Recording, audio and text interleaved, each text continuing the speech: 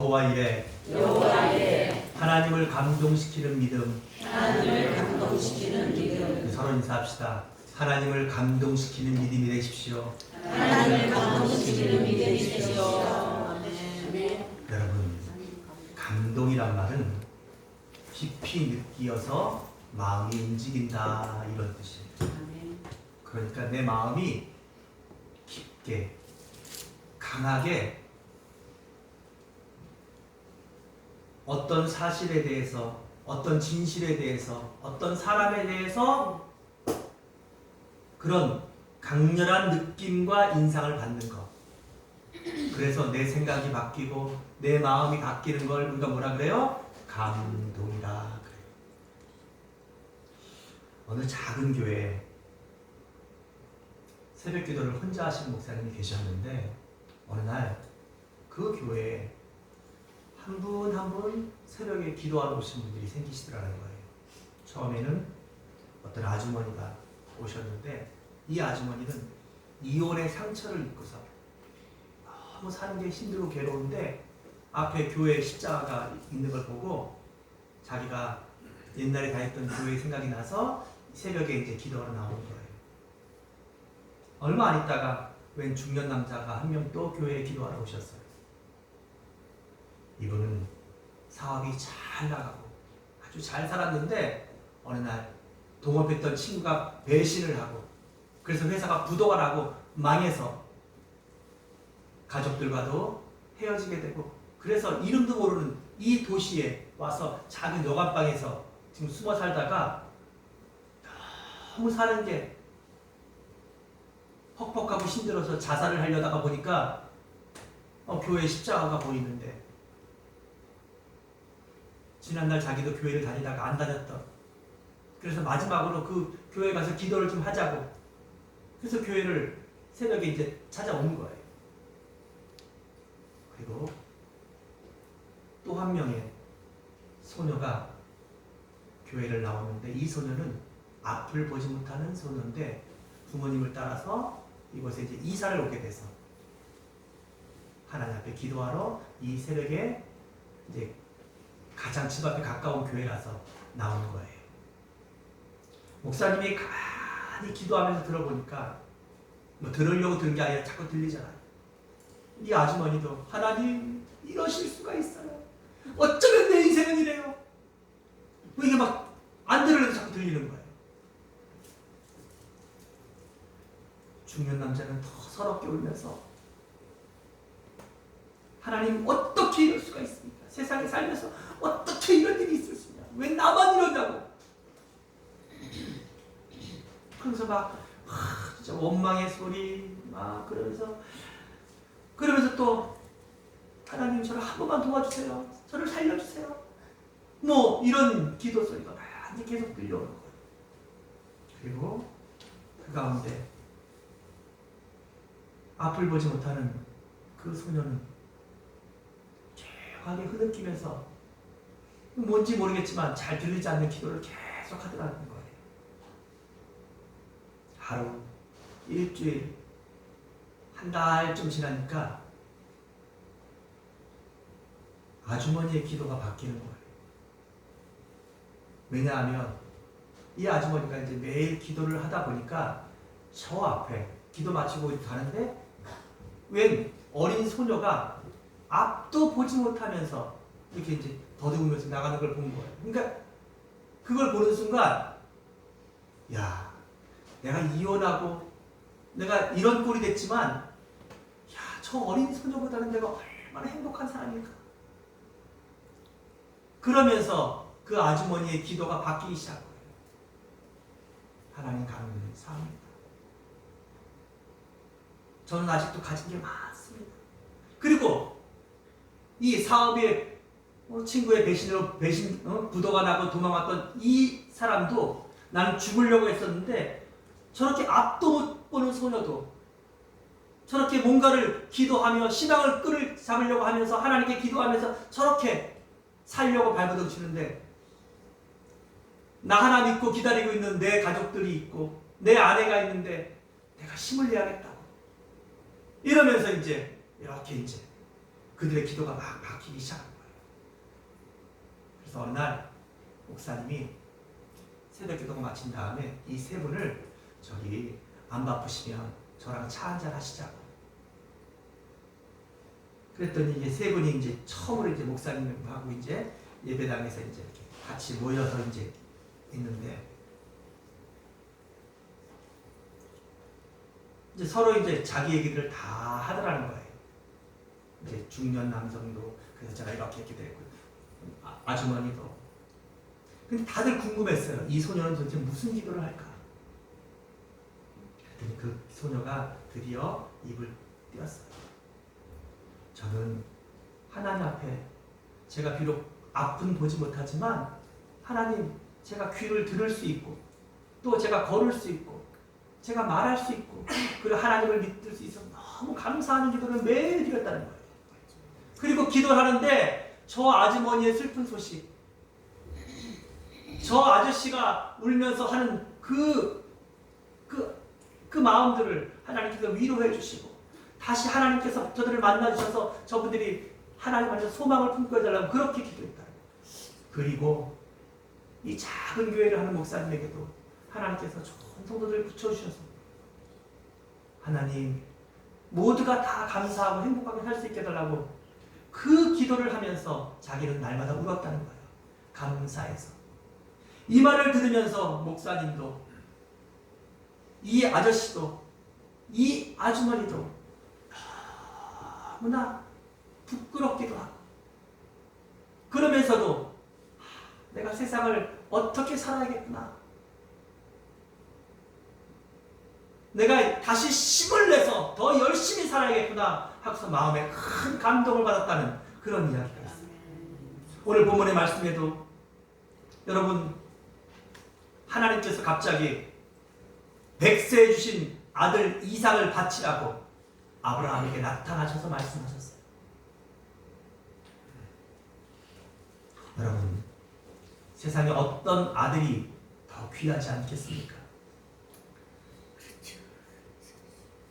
그런데 이 아브라함과 사라에게 주신 이 아들은 사라 나이 90에 아브라함 나이 100세에 주신 너무나 귀한, 그러니까 차라리 자신의 생명을 하나님께서 가져가시지 어떻게 이 아들을, 그런 귀한 아들인데 어느 날 하나님께서 오늘 여기 보니까 22절에 하나님이 아브라함을 뭐 하시려고? 시험하시려고 아브라함을 부르셔서 내 아들, 내가 사랑하는 독자 이삭을 데리고 모리아 땅으로 가서 내가 내게 일러준 한 산, 거기서 그를 번제로, 그것도 뭐라고요? 번제로 드리라는 거예요. 아브라함 당시의 예배는 제사였어요. 그 제사 중에서 가장 끔찍한 제사가 바로 번제예요. 번제란 살아있는 동물을 나무 위에 올려서 그래서 칼로 각을 떠서 그래서 이 모든 피가 그 나무에 흘러 넘쳐서 죽게 한 뒤에 불로 태워서 하나님께 올려드리는 그 제사가 바로 이 번제예요. 여러분,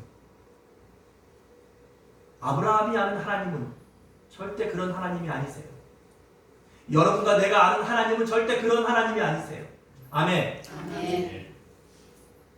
세상을 만드시고 우리를 사랑하시고 우리를 부르시고 우리와 함께 하시는 하나님은 이렇게 끔찍하고 무서운 하나님이 절대 아니세요. 그런데 그 하나님이 아브라함에게 그런 요구를 하고 계신 거예요. 그것도 누구를?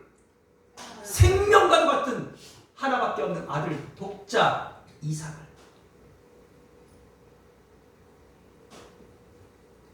어쩌면 저 같으면 그렇게 했을지도 몰라요. 아이고, 내가 잘못 들은 걸 거야. 아이고, 내가 마귀가 와서 나를 시험했을 거야. 그런데 아브라함은 그게 우리 하나님의 말씀인 것을 깨닫자. 3절에 아침 일찍이 일어나서 두 종과 그 아들 이삭을 데리고 번제에 쓸 나무를 쪼개어가서 그리고 하나님이 일러주신 곳으로 떠납니다. 그러면서 그의 아내에게는 이야기하지 않고 떠나요.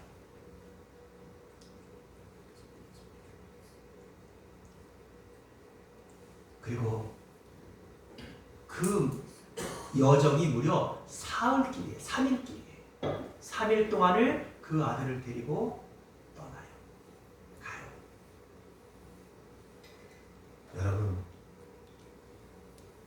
이렇게 걸어가는 3일이라는 시간 속에는 아브라함의 마음이 바뀔 수 있고, 아니야, 하나님은 그런 하나님이 아니야. 내가 지금 무슨 짓을 하는 거야? 내가 하는 짓이 이게 말이야, 틀린 짓 아니야? 이러면서 다시 방향을 바꿀 수 있는 충분한 시간과 기회가 있는 수없이 많은 시간이에요.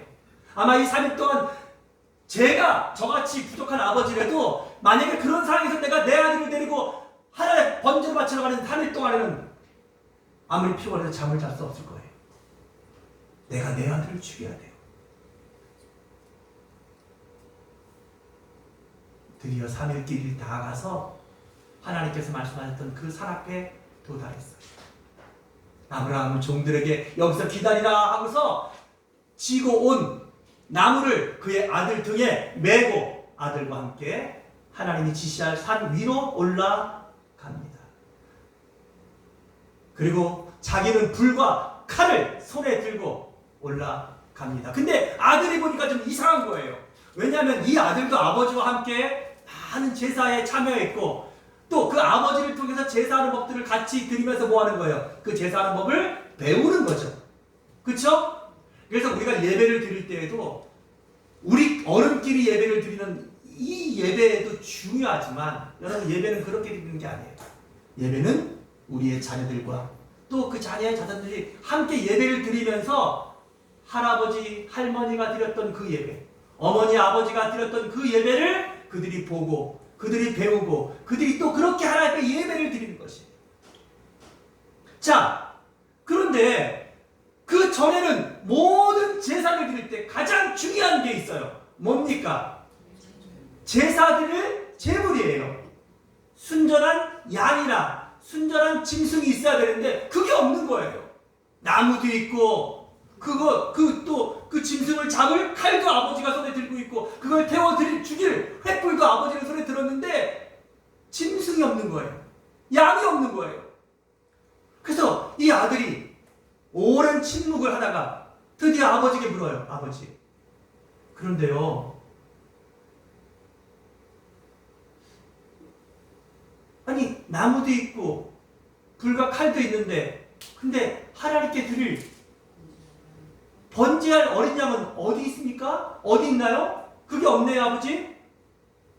여러분, 그런 말을 듣는 아브라함의 심정이 어떠했을까요? 오늘 하나님께 드릴 번제의 제물은 바로 너야. 여러분, 이렇게 말할 수 없잖아요. 아브라함이 그 아들에게 이렇게 말합니다. 아들아, 내 아들아. 8절에 아브라함이 이르되 내 아들아, 번제할 어린 양은 하나님이 자기를 위하여 친히 준비하시리라. 여러분, 이 표현이 중요해요. 하나님이 자기를 위하여 친히 준비하시리라. 이 표현 속에는 두 가지의 의미가 담겨져 있는 거예요. 아브라함 개인의 마음은 어떤 거예요? 하나님이 내 아들 대신에 다른 짐승을 준비해 주시기를 바라는 이 마음은 누구의 마음이에요? 아브라함의 마음이에요. 그러나 정말로 하나님께서 내 아들을 원하신다면 나는 기꺼이 내 아들을 하나님께 바치리라. 왜냐하면 이 모든 제사는 하나님을 위한 것이기 때문에.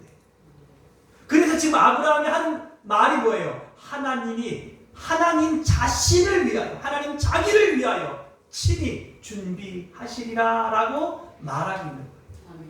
그러니까 아브라함 마음속에는 두 가지의 마음이 같이 있었어요. 하나님이 우리를 위하여 선하게 준비하시기를 바라는 마음. 그러나 만일 그렇지 않다 하더라도 나는 기꺼이 하나님 뜻에 순종하리라. 하나님을 위하여서, 하나님 자신을 위하여 예배를 내가 기꺼이. 이게 뭐예요? 이게 비단 아브라함뿐만이 아니에요.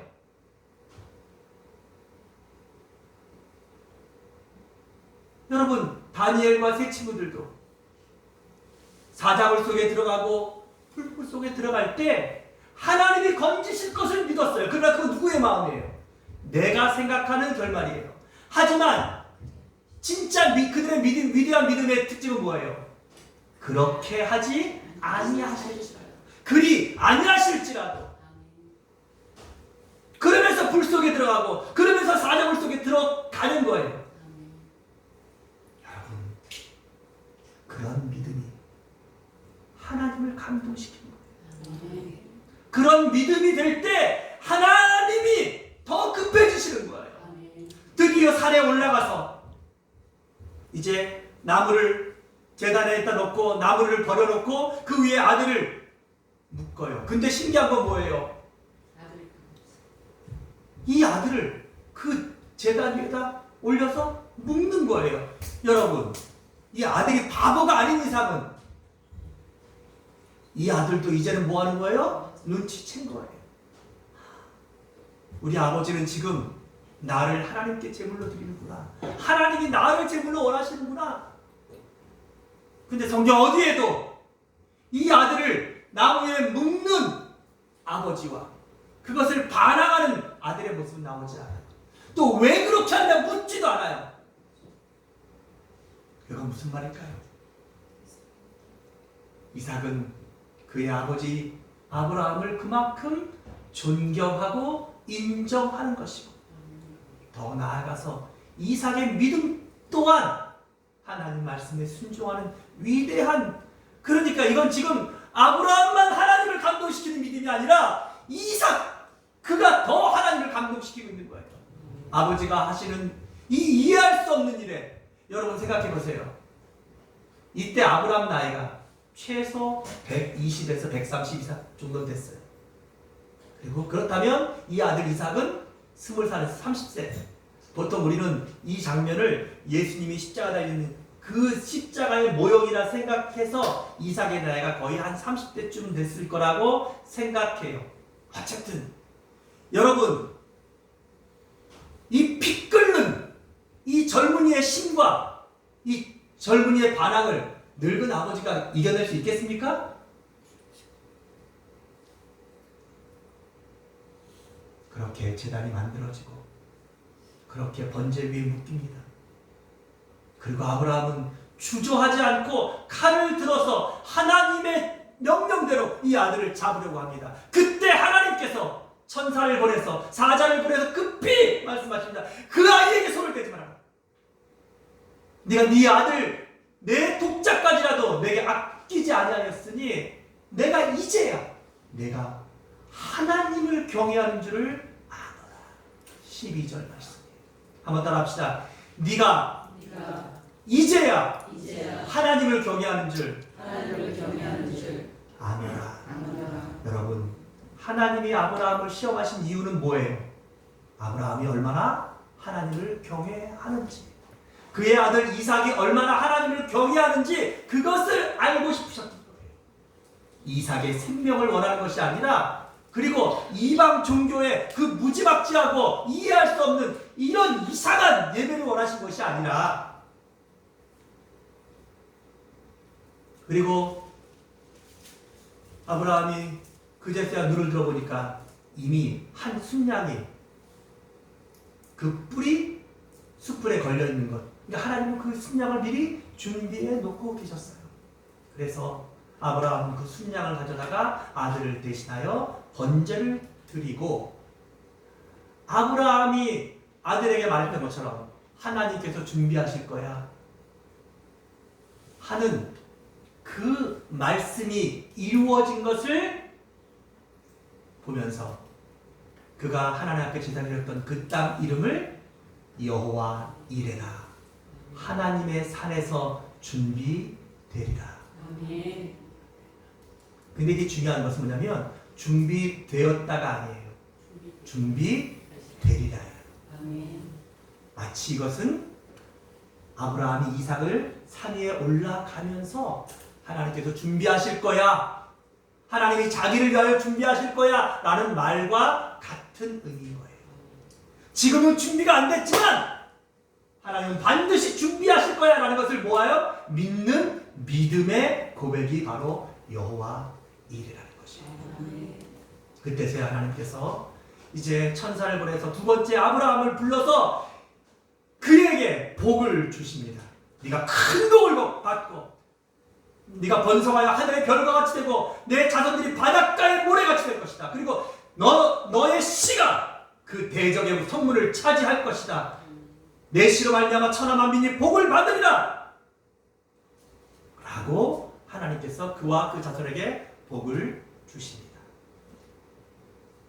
사랑하는 여러분, 오늘 저희는 이 본문의 말씀을 통해서 시험을 이긴 아브라함의 위대한 믿음, 그 믿음이 뭐라고요? 하나님을 감동시키는 믿음이었다는 것을 우리가 이 말씀 속에서 들으면서, 그렇다면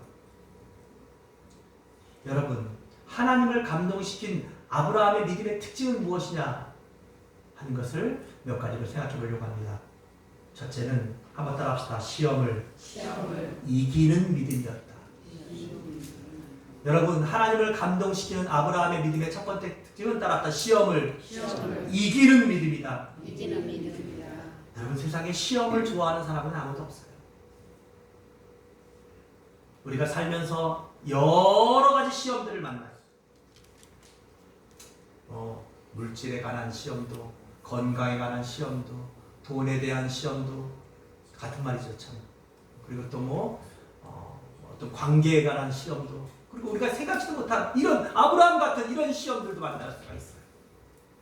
근데 그런 시험을 누구도 좋아하는 사람들은 없어요. 근데 보통 많은 사람들은 그런 시험들이 오면 그런 시험 때문에 걱정하고, 시험 때문에 염려하고, 시험 때문에 쓰러지고, 시험 때문에 원망하고, 시험 때문에 낙심하는 사람들이 참 많아요.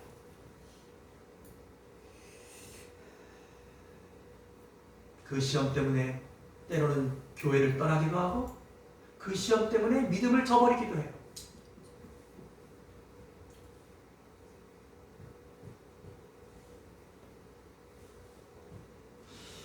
야고보서 1장 2절 3절에 보면 성경은 우리에게 이렇게 말합니다.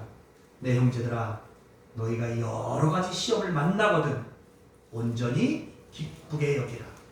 이는 너희 믿음의 시련이 인내를 만들어내는 줄 알미라. 그러면서 1장 12절에 보면 야고보서 시험을 참는 자는 복이 있나니 이는 시련을 견디어낸 자가 주께서 자기를 사랑하는 자에게 약속하신 생명의 면류관을 얻기 때문이라.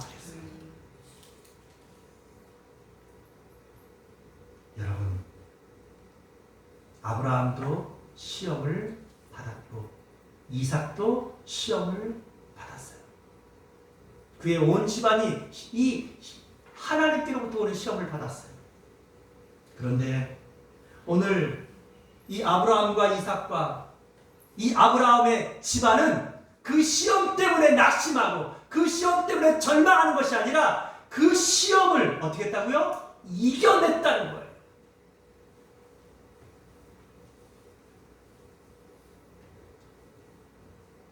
시험에 지는 사람들의 특징은 그 시험들이 오면은 타협해요. 인간적인 방법들을 먼저 쓰는 사람들, 언제나 시험 앞에서 질 수밖에 없어요. 그리고 시험을 피하려고 도망가요. 그러나 시험을 이기는 사람들의 특징은 뭐예요? 시험을 정면 승부해요. 뭐 한다고요? 시험을 정면 승부한다는 거예요. 다들 골리앗 앞에서 다 도망가고 숨지만 시험을 이기는 어린 다윗은 골리앗 앞에 당당하게 선다는 거예요. 여리고성 이 난공불락의 성 앞에서 모두를 도망가고 피하지만 여러분, 시험을 이기는 사람들은 그 여리고성 앞에 당당히 서서 매일 그 성을 도는 것이에요. 태풍이 불어올 때 여러분, 태풍을 피한다고 도망가면 결국은 태풍에 빨려가고 태풍에 밀려서 큰 피해를 당한다는 거예요. 그런데 정말 놀라운 사실은 그 태풍의 중심에 들어서면 그 태풍의 중심부는 태풍이 클수록 더욱더 고요하다는 거예요. 두 번째로 시험을 이기는 이 아브라함의 위대한 특징은 뭐예요? 인내예요. 아들을 죽이는 그 시간들을 차라리 하나님이 바로 하라고 했으면 얼마나 좋아요. 여러분, 우리가 때때로 시험 당할 때 그 시험이 뭐 짧게 끝나면 참 좋잖아요. 그런데 이렇게 사흘이, 때로는 뭐 일주일이, 때로는 뭐 반년이, 이런 시간들이 걸릴 때 여러분, 진짜 그 시험을 이기는 사람들은 어떻게 한다고요? 오늘 야고보서의 말씀처럼 너의 믿음의 시련이 뭐를? 인내를 만들어낸다. 인내. 그 시험이 지나가기를 기다리고 그 시험이 넘어가기를 기도하고 그 시험이 끝날 것을 소망하고 견디어내는 자, 그가 뭐예요? 시험을 이기는 자예요. 아브라함과 이삭이 그랬다는 것이에요. 두 번째로 이 아브라함의 위대한 믿음의 특징은 한번 따라합시다. 하나님께서 친히 준비하실 것이다. 하나님이 준비하실 것을 믿었다는 것이에요. 다시 말해서 여러분, 시험을 이기는 아브라함의 위대한 믿음의 특징은 뭐예요? 그 정답을 누구에게? 하나님께 줬다. 여러분, 믿음이란 무엇이에요? 믿음이란 내가 해결하지 않는 거예요. 그 해결을 하나님께 맡기는 거예요. 아니, 더 나아가서 내가 할 수 없는 것을 인정하고 오직 하나님만이 하실 수 있다는 것을 고백하는 것이에요. 그래서 히브리서 11장 1절에 보니까 믿음은 바라는 것들의 실상이요 보지 못하는 것들의 증거니라 했어요. 여러분, 내가 바라는 것, 내가 보지 못한 것은 지금은 여러분, 지금은 어떤 것도 뭐 달라진 게 없는 거예요. 여전히 시험 상태예요. 여전히 어려운 가운데 있고, 여전히 문제투성이 있고, 여전히 힘들고, 여전히 고통스러운 가운데 있어요. 그런데 하나님이 하실 것을 믿는 믿음은 어떤 믿음이에요? 하나님께 소망을 두는 거예요. 하나님이 하실 것을. 그래서 오늘 아브라함이 이 아들에게 말해요. 아들아, 번제할 어린 양은 하나님이 자기를 위하여 친히 준비하시리라. 따라서 준비하시리라. 이거는 지금 된다는 거예요? 아니에요. 앞으로 하신다는 거예요. 그러나 이게 곧 하신다는 거예요. 여러분, 우리가 내일 일어날 일들을, 1년 뒤에 일어날 일들을, 하나님이 하셨던 일들을 미리 알았다면 우리가 뭘 걱정하고 뭘 두려워하겠어요? 근데 하나님은 그걸 미리 알게 하지 않으셔요. 믿음으로 기다리게 하시고 믿음으로 소망하게 하시고 그리고 그 믿음으로 인내하게 하셔서 마침내 행하시는 하나님의 놀라운 일들을 만나게 하셔요. 그게 우리 하나님의 방법이에요. 그리고 그렇다면 왜 하나님은 그렇게 하실까요? 원하시는 것은 딱 한 가지예요. 이제야 내가 하나님을 경외하는 줄 아노라. 하나님이 알고 싶으신 것은 그거예요. 여러분들이 얼마나 하나님을 경외하는지, 여러분들이 얼마나 그 하나님을 사랑하는지, 여러분들이 얼마나 그 하나님을 신뢰하는지, 그게 믿음이거든요. 하나님이 원하시는 것은, 하나님이 확인하고 싶으신 것은 딱 그거 한 가지예요.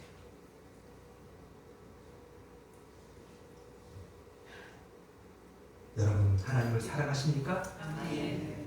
그리고 그 하나님께 소망, 그 하나님을 여러분들이 정말 사랑하신다면 그 하나님을 경외하시는 여러분들 되세요. 많은 사람들이요, 믿음이 있노라 하면서 잘 되면 다 자기 자신의 영광과 쾌락을 위해 살아요. 그리고 안 되면 원망하고 불평하고 또 그 안 되는 것들 때문에 고통하면서 하나님 곁에 오지 못해요.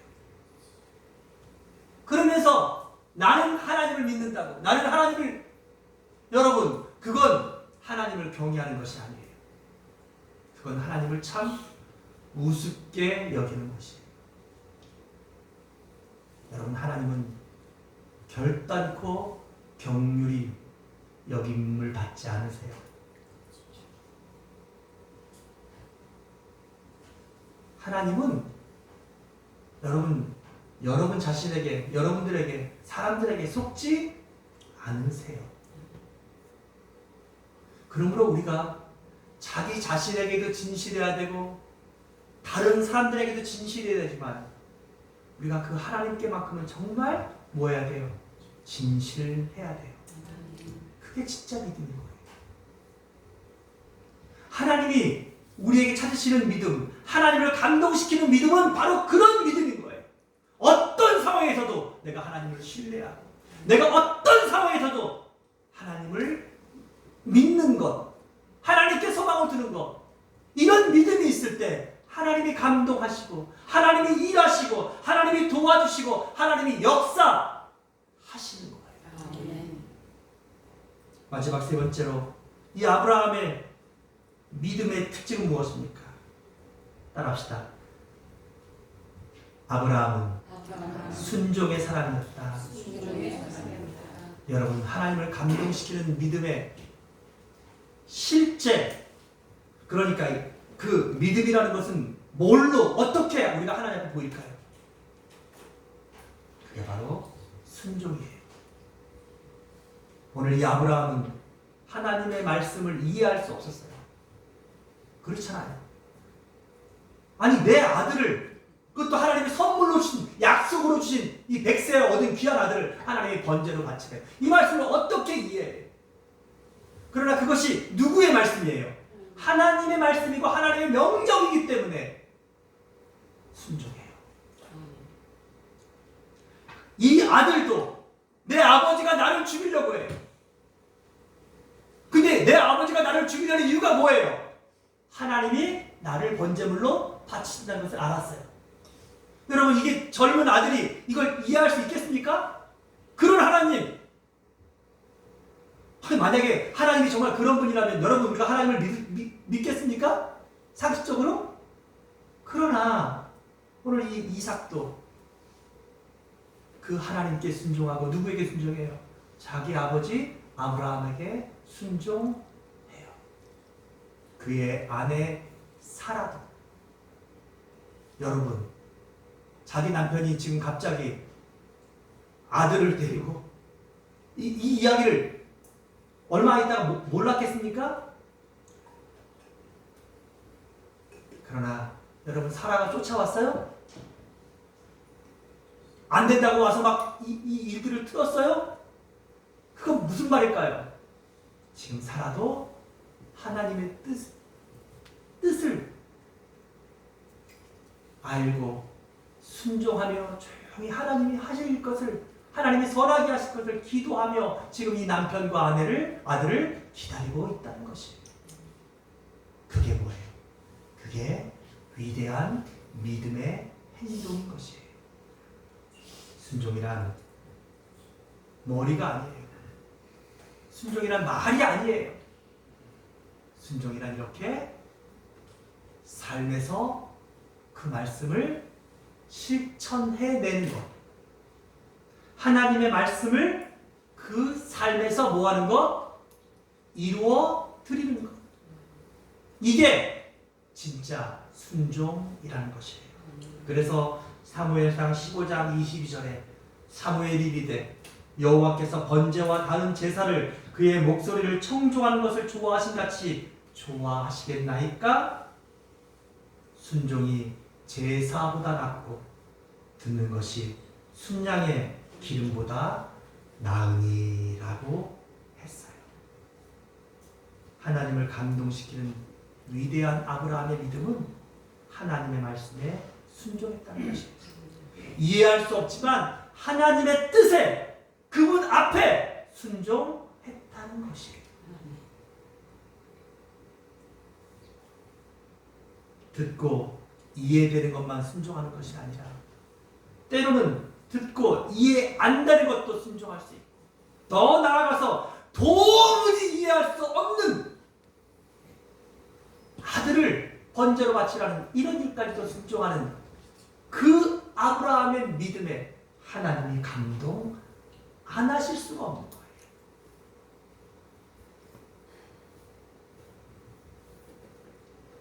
하나님이 감동 받으실 때 하나님은 일하시고 이미 하나님이 감동 받으신다는 것은 이미 하나님이 준비하시고 계신 거예요. 가장 좋은 답을, 가장 좋은 은혜를. 그리고 오늘 약속한 것처럼 오늘 말씀에 17절부터 있는 것처럼 뭐예요? 하나님께서 큰 복을 내려주신다는 거예요. 그것도 내 대뿐만 아니라 뭐라고요? 내 자손의 자손까지도. 말씀을 정리하겠습니다. 여러분, 우리의 삶에 크고 작은 시험들이 있어 왔고 또 지금 그 시험 가운데 있는 분들도 계시고 또 우리의 삶에 또 다른 시험들이 올 수 있습니다. 그럴 때 그 시험 앞에 지는 분들이 아니라 시험을 이기는 믿음의 사람들이 되십시오. 하나님께서 준비하실 것을 믿는, 그리고 그 하나님은 선하심을 믿는 여호와 이레의 믿음들이 여러분의 믿음이 되시기를 바랍니다. 아멘. 그리고 하나님의 뜻이, 하나님의 말씀이 무엇인지 분별하여 그 말씀에 순종하실 때 하나님은 감동하시고 하나님은 준비하시고 하나님은 역사하실 것입니다. 아멘. 그런 믿음이 우리 초대교회 모든 성도들과 또 저의 믿음이 될 수 있기를 주의 이름으로 축복합니다. 아멘. 기도하겠습니다. 하나님 아버지, 크신 은혜와 사랑을 감사합니다. 오늘 하나님을 감동시켰던 아브라함과 이삭과 사라의 믿음이 오늘 이 말씀을 듣는 우리 초대교회 모든 성도들의 믿음이 되고 그 남편들의 믿음이 되고 그 아내들의 믿음이 되고 그 자녀들의 믿음이 되어서 하나님이 감동하시고 하나님이 역사하시고 하나님이 마침내 복을 주시는 귀한 승리의 사람들, 하나님 앞에 참으로 높임받는 귀한 믿음의 사람들, 그런 가문들이 우리 초대교회 모든 성도들과 그의 가문들이 될 수 있도록 하나님 축복해 주시옵소서. 예수님 거룩하신 이름으로 간절히 기도합니다. 아멘.